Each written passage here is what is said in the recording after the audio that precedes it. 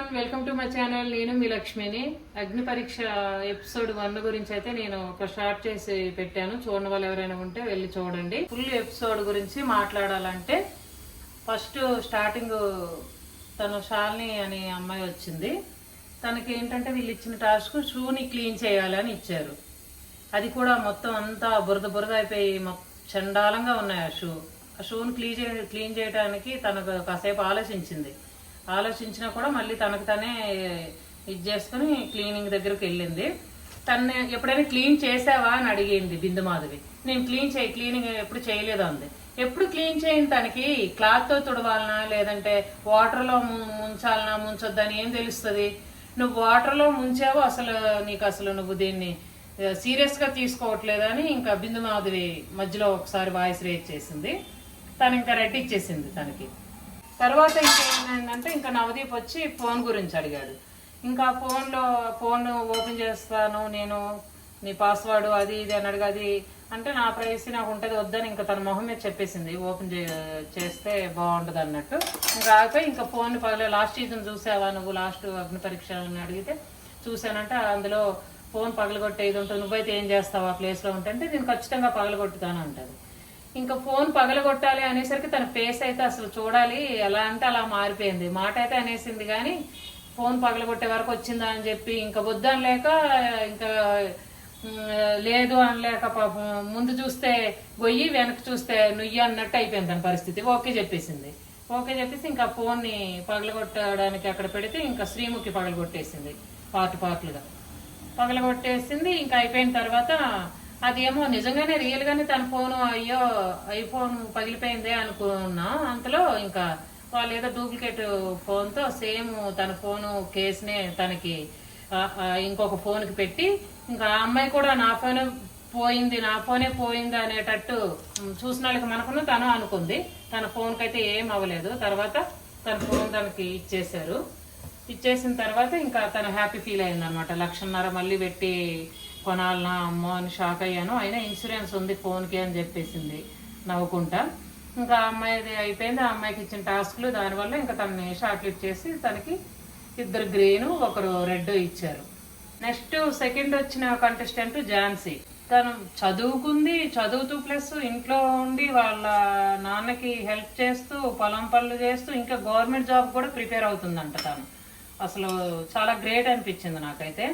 తను అన్ని మాట్లాడి ఇది చేసిన తర్వాత చెప్పిన తర్వాత తన ఐడిని ఒకసారి చూశాను. అసలు చాలా కష్టపడి పొలం పనులు చేస్తున్నట్టయితే అన్ని వీడియోస్ ఉన్నాయి. బాగా అనిపించింది నాకు.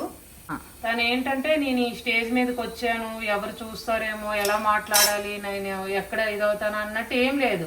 తనకి ఎలా అయితే మాట్లాడే విధానం బయట ఎలా ఉంటుందో తన వీడియోల్లోనే ఎలా ఉందో సేమ్ అలాగే ఇంకా పాయింట్ చెప్పుకుంటూ ఎవరేది అడిగితే అది చెప్పుకుంటూ వెళ్ళిపోయింది. తన హౌస్లోకి వెళ్తే అందరితో మింగిల్ అయ్యి తను చక్కగా అనమాట తను చేసుకొని తప్పుని దగ్గర తప్పని ఒప్పుని దగ్గర ఒప్పని చెప్పుకుంటూ వెళ్తే నాకు తెలిసి తను కొంచెం ముందుకి వెళ్తుందని అనుకుంటున్నాను నేను. తనకైతే 2 గ్రీన్ ఇచ్చారు, 1 రెడ్ ఇచ్చారు. అభిజిత్ అయితే రెడ్ ఇచ్చాడు. ఎంకరేజ్ పరంగానే ఇచ్చాడు, తన్ని ఇచ్చేయటానికి కాదు, తక్కువ చేయడానికి కాదు, మంచిగానే కొన్ని పాయింట్స్ చెప్పి రెడ్ ఇచ్చాడు. ఇంకా 3rd కంటెస్టెంట్ షార్ట్ లిస్ట్ అయింది మిథిలేష్. తను ఏంటంటే బాగానే తను జిమ్ బాడీ ఏదంటే అది వాళ్ళు అడిగిన దానికి సమాధానం చెప్పి తన బాడీ చూపించుకోవడానికి ముందుకుంటే చాలా ఎగ్జైట్మెంట్తో ఉన్నాడు అనమాట. అంటే జడ్జిస్ అడగకముందే వాళ్ళు అడగకపోయినా నేను నా బాడీని నేను కష్టపడి నేను కండలు తెచ్చుకుని నేను చూపిస్తాను అన్నట్టు తన బాడీ వెయిట్ ఇది ఎలా ఇది చేసుకున్నాడు ఏంటి అని అంతా చూపించి తర్వాత పుషప్ చేశాడు. ఒక 40 kgs పైన పెట్టుకొని 40 kgs పైన పెట్టి పుషప్స్ చేశాడు.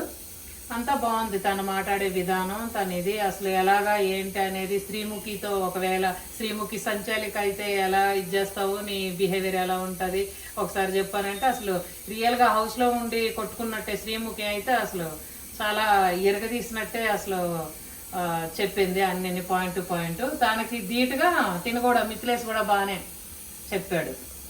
ఇంకా తన ఇది నచ్చి ఇంకా తన్ని కూడా షార్ట్ లిస్ట్ చేశారు.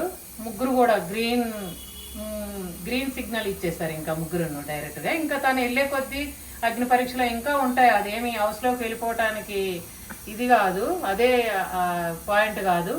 తర్వాత వెళ్ళే కొద్దీ టాస్క్లు ఉంటాయి, అందులో తను చేసిన బిహేవియర్, తను ఇచ్చేసిన ఇది అన్నీ చూసుకొని అప్పుడు తను వెళ్తాడా వెళ్ళదా అనేది తర్వాత చూడాలి. ఇంకా డెబోరా అన్న అమ్మాయి తను చాలా కాన్ఫిడెంట్గా చాలా దీనిగా వచ్చింది.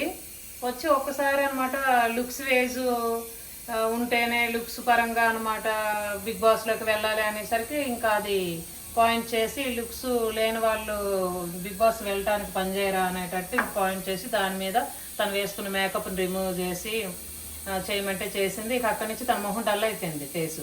తర్వాత పాపం ఆ పాయింట్ని తనకి వీళ్ళు అడిగేసరికి చెప్పేసరికి ఆ టిష్యూ ఇచ్చి తను వేసుకున్న మేకప్ని రిమూవ్ చేయమని అనేసరికి తను ఎక్కడో లో అయిపోయి తర్వాత అసలు ఏం చెప్పింది అనేది అర్థం కాలే. ఒకరు అడిగిన దానికి సమాధానం ఇటు ఒకటి అటు ఒకటి అసలు నాన్ సింక్లో సమాధానం చెప్పి పాపం తను ఇంకా అక్కడికి ఎలిమినేట్ అయిపోయింది. ఇంకా రన్నింగ్ రాజా అని ఒక కంటెస్టెంట్ వచ్చాడు. ఆ రన్నింగ్ రాజా అని కంటెస్టెంట్ అసలు ఎందుకు వచ్చాడో ఏంటో అసలు నాకైతే అర్థం కాలే. తను ఏంటంటే ఫుల్ ఇక అందరికీ అనమాట శ్రీముఖికి జడ్జెస్కి అందరి పేర్లు తీసి ఏదో ఒకటి చెప్పి అందరిని ఇంప్రెస్ చేద్దాం అన్నట్టు ప్రిపేర్ అయ్యి వచ్చాడు. కానీ తనకి ఎలాగా ప్రెజెంటేషన్ చేయాలా ఏంటనేది తెలియకనో ఏమో అసలు అడిగిన దానికి కూడా సరిగ్గా సమాధానం చెప్పుకోలేక ఇదవ్వలేక అసలు తను ఇదనేది అసలు బాగాలేదు. అసలు మాట్లాడుతుంటేనే జడ్జెస్ అప్పుడే డిసైడ్ అయిపోయారు రెడ్ ఇచ్చేయాలని. వాళ్ళు మాటలు కూడా వినదలుచుకోలేదు శ్రీముఖి అయితే. బాగా శ్రీముఖిని టార్గెట్ చేసి తక్కువ చేసి మాట్లాడినట్టు, శ్రీముఖి మాట్లాడే విధానం ఒకటైతే తను ఏదో ఇమిటేట్ చేసి మాట్లాడినట్టు కొంచెం అలా అనిపించింది. ఇంకా తనకి ట్రిగ్గర్ అయ్యి అక్కడి నుంచి వెళ్ళిపోవడం జరిగింది. నెక్స్ట్ ఏంటంటే ఇక ఉప్పల బాలు గురించి. వీళ్ళు ఏంటంటే ఎవరి గురించి అయినా కొంచెం ఆ కంటెస్టెంట్లు వచ్చిన వాళ్ళు ఎలా బిహేవ్ చేసినా వాళ్ళు మాట్లాడే విధానం ఎలాగున్నా జడ్జి స్థానంలో ఉన్న వాళ్ళు కొంచెం వాళ్ళు మాట్లాడే విధానం అనేది ఒకటి ఉంటుంది. వాళ్ళు చెప్పిన మాటను బట్టి వచ్చిన వాళ్ళకి అసలు ఎలా చెప్తే అర్థమవుతుందా అనేటట్టు చూసే వాళ్ళు మనలాంటి వాళ్ళని చూసిన వాళ్ళకి కూడా హర్ట్ అయ్యేటట్టు ఉండకూడదు ఎవరి గురించి ఎవరు కూడా. వాళ్ళది ఎలా ఉందంటే బిహేవియర్ జడ్జెస్ అసలు పాపం ఆ అబ్బాయి మాట్లాడేది విధానమే అంత అనుకుంటా. లాస్ట్లో నవదీప్ అయితే ఇంక నువ్వు పోయి చేసుకో, ఎలా అసలు ఎవరికి చెప్పుకోవాలి నేను సమాధానం అంటే ఇలానే ఇదే జరిగిందే చెప్పుకో, నువ్వు వెళ్ళనమాట అదే కంటిన్యూ చేసుకో ఆ వీడియోసే అంటే అది అంత హేళన చేసినట్టే అనిపించింది ఆ విషయంలో. మళ్ళీ ఉప్పల బాల గురించి కూడా అంతే, ఒక జెండర్ పేరెత్తింది బిందు. అది అసలు చాలా తప్పు. అంటే జెండర్ గురించి అడగటం అనేది అది చాలా రాంగు. తను ఏదవని అంటే తనేమీ అనలేడు అంటే అక్కడ ఎలా ఉందంటే జడ్జెస్ ఇది కొంచెం అంత ఫాస్ట్గా టిప్ టాప్గా వచ్చిన వాళ్ళతోని వాళ్ళు మాట్లాడే విధానం ఒకలాగా ఉంటుంది. కొంచెం డౌన్ఫాల్లో ఉండి డౌన్గా ఉన్న వాళ్ళు వెళ్ళిన వాళ్ళతో మాట్లాడే విధానం ఒకలాగా ఉంటుంది. అలా ట్రీట్ చేసిన వాళ్ళని అసలు జడ్జి స్థానంలోని అలాంటి వాళ్ళని ఉంచకూడదని నా అభిప్రాయం. లాస్ట్ సీజన్లో కూడా నవదీప్ చాలా ఫేస్ చేశాడు ఇలాగే మాట్లాడి, శ్రీజ విషయంలోని ఇంకొంతమంది కంటెస్టెంట్ విషయంలోని బాగా ఫేస్ చేసి లాస్ట్కి సారీ చెప్పిన వరకు కూడా వచ్చాడు నవదీప్. కాబట్టి ఇప్పుడు కూడా ఈ సీజన్లో కూడా మాట్లాడే ఇది అనేది కొంచెం ఎలా మాట్లాడాలి ఏంటనేది చూసుకొని మాట్లాడితే ఉంటుంది. ఇప్పుడు ఈరోజు జరిగిన దానికి చాలా నెగిటివిటీ అయితే వచ్చేసింది నవదీప్ మీద. అది ఎందుకంటే ఆ మాట్లాడే విధానం అనేది అస్సలు ఎవరు కూడా దాన్ని ఎంకరేజ్ చేసేటట్టు అయితే లేదు. ఒక్క ఎపిసోడ్కి ఇంత నెగిటివిటీ వచ్చేసిందంటే ఇంకా పోను ఎపిసోడ్స్ ఎంత బాగుంటాయో ఎలా ఉంటుందో వాళ్ళ జడ్జ్మెంట్ ఎలా ఉంటుందో వచ్చేట కంటెస్టెంట్లు ఇంకెలా ఉంటారో ఏంటనేది మోర్ అప్డేట్స్ మీకు కావాలంటే మా ఛానల్ని ఎంకరేజ్ చేసి మా ఛానల్ సబ్స్క్రైబ్ చేసుకొని వాళ్ళు ఇంతవరకు ఎవరైనా ఉంటే సబ్స్క్రైబ్ చేసుకోండి, ఫాలో చేయండి, లైక్ చేయండి, షేర్ చేయండి. మా ఛానల్ని మాత్రం సపోర్ట్ చేస్తూ ఉండండి ప్లీజ్. ప్రతిదీ అప్డేట్స్ ఇలానే ఇస్తుంటా. Okay bye.